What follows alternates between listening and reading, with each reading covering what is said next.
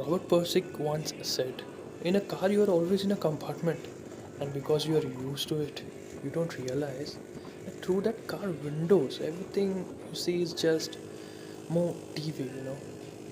You are a passive observer, and it is all moving by you, boringly in a frame. On a motorcycle, the frame is gone. You are completely in contact with everything around you. You are completely in contact with it all. You are in the scene. You are the hero, not just watching it anymore. And the sense of involvement and presence is just overwhelming.